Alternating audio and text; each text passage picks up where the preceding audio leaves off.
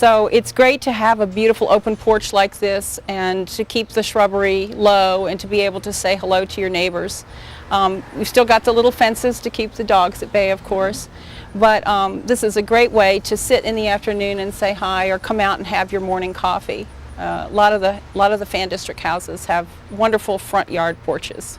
Well, you know, speaking of morning coffee, I noticed there's a garden around the side that is kind of a morning place. Looks like a great place to go sit and have some coffee. Can we go around there? I think we should take a look. Here we are on the west side of the house now. And as with a lot of urban gardens, we have to think about when we're using the space, how can it do double duty? How can we use it for more than one thing? So you'll see in this garden we have a brick terrace because it's used a lot of times for dining and cooking out.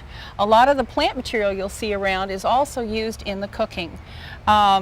A lot of the plant material was here originally and is many, many years old and contributes to the screening of the area. Oh, and a lot of character. This old tulip poplar, really interesting old plants. And it gives you some coverage and some privacy, which is really important in the urban area. In this garden, we're right on the city street, and because it was meant to be used for dining, we went ahead and put a 6-foot board fence in.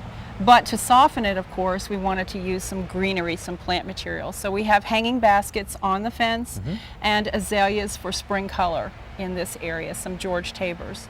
You'll notice a lot of color in the garden. A lot of color. Container gardening is a great way to inject color into a small space. And if you want to think about a cool green garden, you can also inject color by the use of your furnishings. Here we have a lot of colored furniture, and that works really well with being able to change it on a moment's notice for different color schemes during the season. Great idea. And with the containers, again, you get that seasonal variety without a lot of trouble, actually. The other good thing about container gardening, when you have large trees, you have huge old root systems. And so a lot of times the plant material you put in the ground around them doesn't really thrive. But you can put fresh new soil in and get really good seasonal color by using containers. Now behind us, you were showing me some Daphne, which is beautiful Daphne. Talk about how long has that been there? Well, we put that Daphne odora in 1997, and it is probably the largest plants that I know of. It's done very well here. It's protected. One of the things you'll know about the urban gardens is it's a modified microclimate a lot of times. So you can step up a zone, you can grow zone 8 plants with ease because the summers are very warm and the winters are too. The pavement of the city streets and the houses keep the environment warmer than it would, say, in Henrico or Goochland. Okay. Now, you were showing me their vegetable garden, which I think is really unique for this kind of area. Well, just because you live in the city doesn't mean that you have to give up your vegetable garden. And what they've done here is there was an unused space on the south side of the garage. Great sun, great exposure, and roof runoff for water. So they have included their tomatoes and their basil in large containers and planted them along the edge of the property over there in a space that's only about 3 or 4 feet wide. So it's part of the kitchen garden. That's a neat area. And I guess the last thing I noticed here is the off-street parking, and that's really important feature, and you've landscaped it as well. It is, and a lot of times the parking areas are the most open area of any property. And so we've used that to advantage for growing Mediterranean herbs and plants that really like full sun in the afternoon and hot, dry conditions. Well, Karen, I know on the eastern side of the house there is a really pretty garden. Looks like a nice place to sit in the afternoon and have cocktails. Can we go around there? Let's mosey on over there.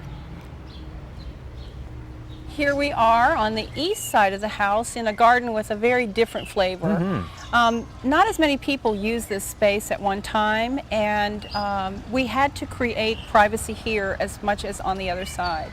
But on this garden we had enough space to do it with hedging. So we've used the Gulf-Tide osmanthus as the background plant here, with additional evergreens such as the different camellia varieties and the little gem dwarf magnolia and some hollies. It's really important in a small garden in the city to control your own screening because you never can tell what your neighbors are going to do. So if you have a good view that you can use, well, that's great, but if you don't, then you need to start working with your screening and create the intimate space that you want. And you know, I noticed some of the hardscapes that you've got in here. I like the gate behind us and how you've tied that in with the color of the furniture as well. Right. Again, color in the garden doesn't have to be just flower color, which usually is kind of temporary. You can do it with your containers, you can do it with your furnishings, and you can do it with sculptural pieces that you might want to collect. Great sound coming from over here. This small garden is really peaceful in the afternoon when you hear the sound of the water and you can play with the fish and feed them and all. So it's a very nice feature for a small garden to have running water and the sound of running water in the city.